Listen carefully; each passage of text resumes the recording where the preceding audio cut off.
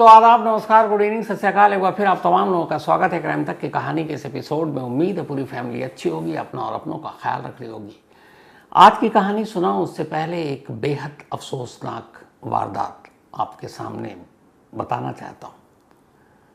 ये Valentine's week चल रहा है और वैलेंटाइंस वीक में 7 दिन लोग प्यार करने वाले अलग अलग दिन के तौर पर मनाते हैं। 7 फरवरी को वैलेंटाइंस वीक की शुरुआत होती है और 14 फरवरी वैलेंटाइंस डे मनाया जाता है। 7 फरवरी पहले दिन रोज़ डे के तौर पर मनाया गया, जब लोग एक दूसरे को गुलाब देते हैं। 8 फरवरी यानी कि नेक्स्ट डे प्रपोज डे था। किसी को प्रपोज करते हैं, कोई एक दूसरे से जो प्यार करता है। तो 8 फरवरी को एक लड़का जो कानून की पढ़ाई कर रहा है, आगे चलकर उसे वकील बनना है, हो सकता है जज भी बने, एक लॉ कॉलेज का ये एक स्टूडेंट, 20 साल उसकी उम्र, नाम प्रिंस राज, अपनी ही क्लास में पढ़ने वाली एक क्लासमेट जिसका नाम संदीप कौर, उम्र 19 साल, उसे प्रपोज करता है। अब 8 फरवरी को संडे था, कॉलेज की छुट्टी थी। वो उसे फ़ोन करता है, फ़ोन पर प्रपोज करता है। लड़की इनकार कर देती है। हालांकि ये प्रपोज डे था, इसलिए उस दिन उसने प्रपोज किया ऐसा नहीं, इससे पहले भी कई बार उसने प्रपोज किया, कई मौक़ों पर किया, पर लड़की ने हमेशा इनकार कर दिया। उसकी वजह थी, लड़की की अपनी मजबूरियां थी। फादर की मौत हो चुकी थी। वो 7 बहन और एक भाई, सबसे भाई छोटा, लड़की बड़ी, उसके ऊपर बहुत सारी जिम्मेदारियां भी। इस बीच में माँ पूरा घर चला रही थी। उस लड़की की एंगेजमेंट भी हो गई कहीं तय, सगाई। लड़के को ये बात पता चली, उसे बुरा लगा। अब वो एक तरफा प्यार में डूबा हुआ था। 1 साल पहले इस लड़के ने, जिसका नाम प्रिंस राज है, जिसके फादर सीआरपीएफ में नौकरी करते थे, पैरामिलिट्री फोर्स सीआरपीएफ जो है, और वहाँ से वो रिटायर हुए। तो 1 साल पहले पंजाब लॉ कॉलेज में, जो तरन तारण में है पंजाब के, उस्मा विलेज है, वहाँ प्रिंस राज और संदीप कौर, इन दोनों ने दाखिला लिया। ये फर्स्ट ईयर था दोनों का और सेकंड सेमेस्टर था। कॉलेज में ही पहली बार मुलाकात हुई और प्रिंस राज संदीप कौर से एक तरफा प्यार करने लगा। संदीप कौर ने कभी उससे प्यार नहीं किया, उसने हमेशा इनकार किया, मना किया। लेकिन एक तरफा प्यार बहुत ख़तरनाक होता है। ये सिलसिला चलता रहा और फिर 1-2 बार वो घर तक पहुंच गया। घर वालों ने उसे भगा दिया डांट डपट कर। लेकिन 8 फरवरी को वैलेंटाइंस वीक के दूसरे दिन उसने प्रपोज किया। लड़की ने फिर से मना किया। इसके बाद अब 9 फेब की तारीख आती है, 9 फरवरी, सैटरडे संडे की छुट्टी के बाद कॉलेज खुलता है। सुबह 9:30 शायद पहली क्लास थी। लड़का स्कूल पहुंचता है, पिट्ठू बैग उसके पास, लड़की भी पहुंचती है। उसके बाद एक सीसीटीवी की तस्वीर सामने आती है। ये सीसीटीवी की तस्वीर जो आप देख रहे हैं, ये वही तस्वीर है। ये क्लासरूम है लॉ कॉलेज का। ये लड़का वहाँ पहुँचता है, फिर से उस लड़की से बात करता है, उसे फिर से प्रपोज करता है। लेकिन इस बार वो ठान कर आया था कि लड़की इनकार करेगी तो उसे क्या करना है। लड़की फिर इनकार करती है। वो अचानक पिस्टल निकालता है, लड़की को गोली मार देता है। इससे पहले कि उसके बराबर में खड़ी उसकी दोस्त कुछ समझ पाती, सेकंड भर के अंदर वो खुद को भी गोली मार लेता है। लड़की क्लासरूम में ही दम तोड़ देती है। लड़के को घायल हालत में अस्पताल ले जाया गया। वहाँ उसकी हालत अब भी क्रिटिकल है। कहते हैं कि जो पिस्टल लेकर आया था अपने कॉलेज, वो शायद उसके फादर के थे, जो सीआरपीएफ से रिटायर हुए। तो अफसोसनाक वारदात क्लासरूम के सीसीटीवी में यह कैद हुआ। तरन तारण पंजाब का मामला है। और जिस तरीके से पेशेंस धीरे धीरे नौजवानों में कम होता जा रहा, और ऐसी चीज़ें जिसमें आपको इनकार या ना सुनने की आदत ही ना हो, बड़ा ख़तरनाक होता है। और मैंने देखा है एक तरफा प्यार में ऐसे सैकड़ों हज़ारों ऐसी चीज़ें हुई, ऐसी वारदातें हुई, और ये बड़ा अफसोसनाक होता है। क्योंकि एक तरफ प्यार करने का हम दावा करते हैं और दूसरी तरफ जिससे प्यार करने का दावा करते हैं, जिसके लिए कहते हैं हम मर जाएंगे, उसी की जान ले लेते हैं। तो फिर वो कैसा प्यार है। तो बेहद अफसोसनाक इसलिए कि एक तरफ 20 साल का एक लड़का और एक 19 साल की लड़की। अब उनके माँ बाप से आप पूछिए उनके दिल पर क्या बीत रही होगी। तो ये थी वो अफसोसनाक वारदात। अब आते हैं आज की कहानी के ऊपर। 30 जनवरी यानी पिछले महीने, करीब 9 दिन पुरानी बात है, 10 दिन, राजस्थान के श्री गंगानगर इलाके में एक सड़क किनारे दो लोग बेहोश पड़े मिलते हैं। कुछ राहगीर वहाँ से गुजरे, उन्होंने देखा, पुलिस को खबर दी। पुलिस मौके पर आई, देखा दो लोग बेहोश पड़े हैं, उसमें से एक मेल है एक फीमेल। दोनों को चोट लगी हुई थी। पुलिस उन दोनों को उठाकर अस्पताल ले जाती है, घर वालों को खबर करती है, घर वाले आते हैं और यही लगता है कि शायद कोई रोड एक्सीडेंट का मामला है। लेकिन फिर अस्पताल में जाते ही जो मेल है उसकी मौत हो जाती है। उसका नाम आशीष कुमार था, उम्र 27 साल। आशीष कुमार के 3 दिन पहले इस हादसे से एक प्राइवेट स्कूल में टीचर की नौकरी लगी थी। 3 दिन पहले नौकरी लगी थी और 3 महीने पहले ही शादी हुई थी। पुलिस अब जब मौत होती है तो फिर केस दर्ज करती है, पोस्टमार्टम रिपोर्ट सामने आता है तो पता चलता है कि उसे मारा गया और फिर गला घोटा गया। सर पर बाकी जगहों पर चोट के गंभीर निशान थे जो रोड एक्सीडेंट के हो नहीं सकते। उधर बीवी को होश आ जाता है और वो ठीक हो जाती है, हालांकि बीवी को ज़्यादा चोट नहीं आई थी। अब पुलिस मामले की तफ्तीश शुरू करती है। जो पहली चीज़ पुलिस को अजीब सी लगी वो ये कि एक तो रोड एक्सीडेंट का मामला नहीं तो घर वालों ने झूठ क्यों बोला, और दूसरा उसकी पत्नी ने बताया कि उसने कुछ गहने वहने पहने हुए थे वो गायब हैं। तो अगर रोड एक्सीडेंट में आपके जेवर गायब नहीं हो सकते तो पुलिस को लगा कि मामला कुछ गड़बड़ है। तो या तो रोड एक्सीडेंट का केस हो सकता था या फिर लूटपाट का, किसी ने लूटपाट के लिए दोनों को मारा। पुलिस इसी को लेके कंफ्यूज थी। अब पुलिस ने तफ्तीश शुरू की, क्योंकि एक तो वाइफ जो थी वो जिस तरीके से चोट थी वो उतनी गहरी चोट नहीं थी और पति को मारा। अब वाइफ होश में आई तो बयान दिया। तो बयान दिया वो ये कि हम रात को 30 जनवरी को खाना खाने के बाद टहलने के लिए पति पत्नी बाहर गए। बाहर अंधेरा था, अचानक कुछ लोग सामने आए, उन्होंने हम पर हमला कर दिया और जो कुछ था हमारे पास छीन कर चले गए। अब छीना झपटी के मामले तो हो सकते हैं और होते रहते हैं, लेकिन इस तरीके से जो पोस्टमार्टम रिपोर्ट आई कि उसके सर पर, जिस्म की जगह जगह पर वजनी चीज़ से या लोहे के किसी चीज़ से मारने के निशान हैं, तो चोट है और साथ में गला घोंटने से उसकी मौत हुई, पोस्टमार्टम रिपोर्ट में आई। तो अब एक लुटेरा या तो मारेगा, पीटेगा, ज़मीन पर गिर गया, कोई बेहोश हो गया, भाग जाएगा, उसके बाद गला क्यों घोटेगा, और अगर है तो फिर एक आई विटनेस को क्यों छोड़ेगा।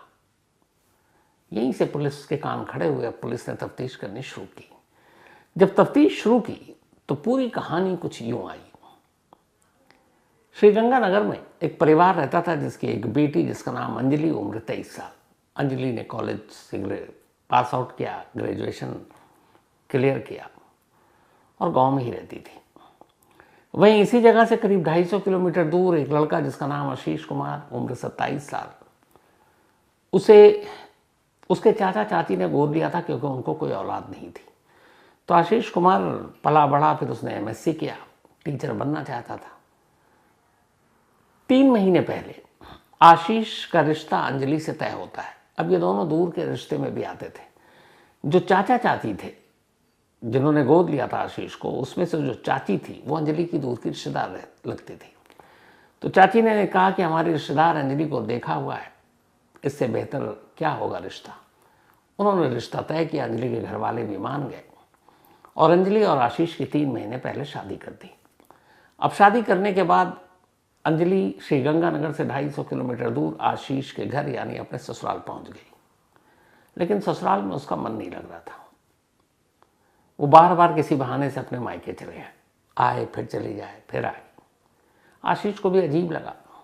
फिर एक रोज़ आशीष से अंजलि ने कहा कि मैं अब मास्टर करना चाहती हूँ, ग्रेजुएट हूँ, आप भी मास्टर किया आपने, तो मैं भी मास्टर करूँगी, कोई अच्छी नौकरी मिल जाएगी, टीचर बन जाऊँगी, तो हम दोनों काम करेंगे तो घर अच्छे से चलेगा।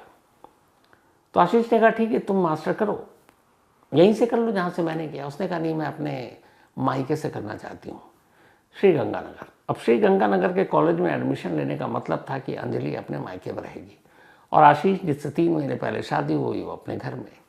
आशीष को ये बात पसंद नहीं आई, उसने मना कर दिया।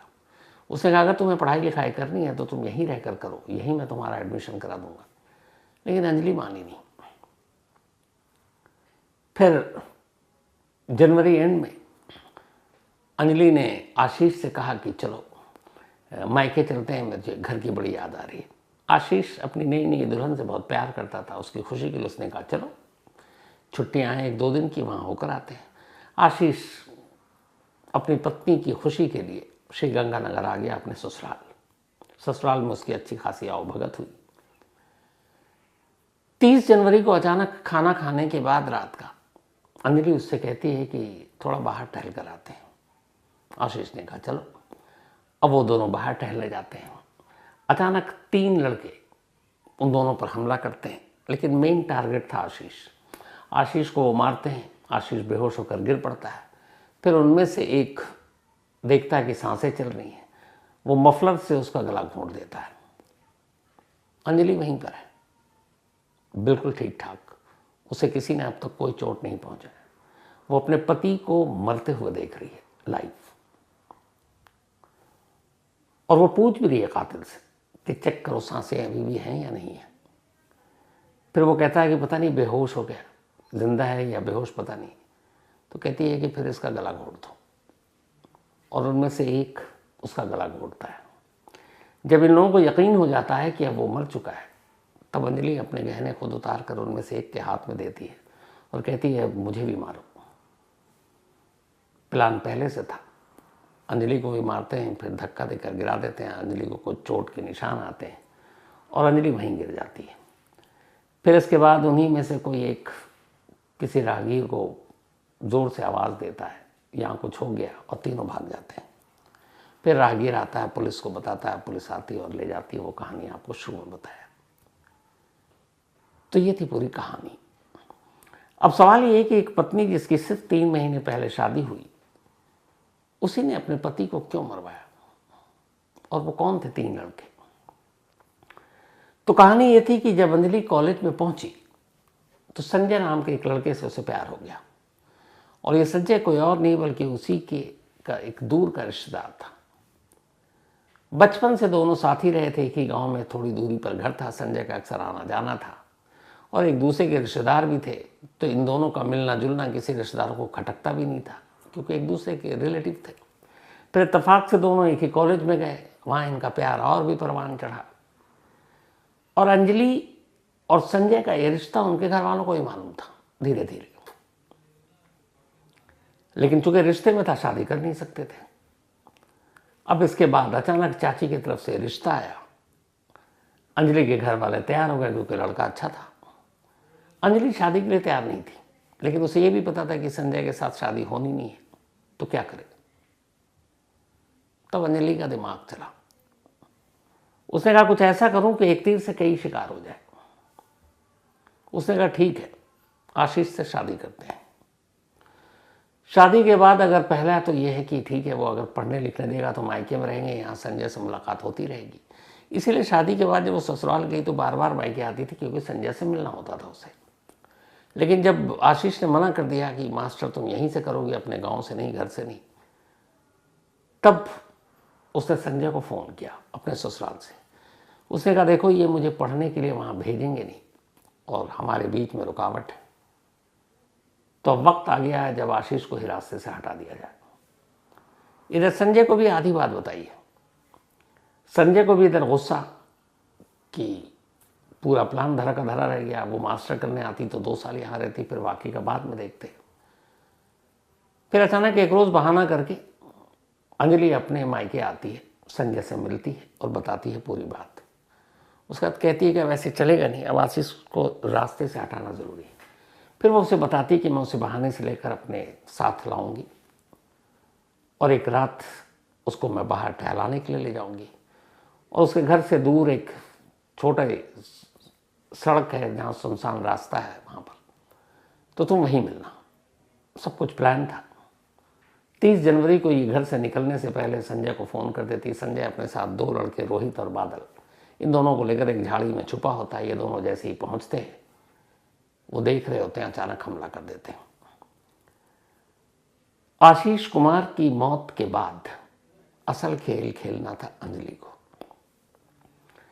अंजलि का ये मकसद था कि एक बार आशीष का कत्ल हो जाए और उसको लूटपाट दिखा दूं तो 2 चीज़ें होंगी। एक, वो विधवा हो जाएगी, शायद उसके बाद उसके घर वाले संजय से उसकी शादी के लिए तैयार हो जाएंगे, क्योंकि एक विधवा से शादी करने के लिए बहुत लोग तो आगे आएंगे नहीं। और उससे भी पहले उसे ये था कि अगर वो विधवा हो गई तो राजस्थान में विधवा जो होती हैं उन्हें स्कूल में टीचर की नौकरी में रिजर्वेशन मिलता है, आरक्षण। तो उसे भी ये था कि मास्टर के बाद वो नौकरी करेगी और टीचर बनेगी। लेकिन अगर पति मर गया और वो विधवा हो गई तो फिर बड़ा आसान है, क्योंकि आरक्षण कोटे से तो वैसे ही टीचर बन जाएगी। तो उसे टीचर की नौकरी मिल जाएगी, नौकरी मिलेगी तो ठीक ठाक उसे सैलरी मिलेगी, फिर वो अपनी मर्जी से अपनी ज़िंदगी गुजारेगी और घर वाले मान गए तो संजय से शादी भी हो जाएगी। तो मतलब दोनों हाथों में लड्डू। ये अंजलि का प्लान था। लेकिन विधवा कोटे से टीचर की नौकरी पाएगी, जब ये पूछताछ हुई और ये तीनों संजय, रोहित, बादल अरेस्ट हुए, ये बात अंजलि ने संजय से भी छुपा रखी थी। लेकिन उसने पुलिस को बताया था कि वो विधवा बनना चाहती थी ताकि विधवा बनकर इस सरकारी रिजर्वेशन का फ़ायदा उठा सके। फिलहाल रिजर्वेशन का तो फ़ायदा नहीं उठाया। तीनों इस वक्त जेल में है, जुडिशियल कस्टडी में, और पुलिस बाकी तमाम सबूत इकट्ठा कर इनको कड़ी से कड़ी सज़ा दिलाने के लिए तमाम एविडेंस को कलेक्ट कर रही है। उधर अंजलि के चाचा और चाची, ख़ासतौर पर वो चाची जिन्होंने आशीष को गोद लिया, एक बेटे की तरह पाल पोस कर बड़ा किया, 27 साल का हो गया था, 3 दिन पहले ही उस बेचारे की नौकरी लगी थी। और जिस लड़की से उन्होंने रिश्ता तय किया कि अपने रिश्तेदार समझकर, उसी भतीजी, उसी बहू ने उनके गोद ले हुए उस बेटे को मारकर उनकी गोद एक बार फिर से सोनी कर दी। क्या क्या लोगों का दिमाग चलता है, कहाँ कहाँ तक ये सोचते हैं। तो खैर, इस अफसोसनाक कहानी में फिलहाल आज इतना ही। अब आपसे मुलाकात होगी कल रात 9 बजे किसी नई कहानी के साथ। तब तक अपना और अपनों का ख्याल रखिएगा। Thank you very much.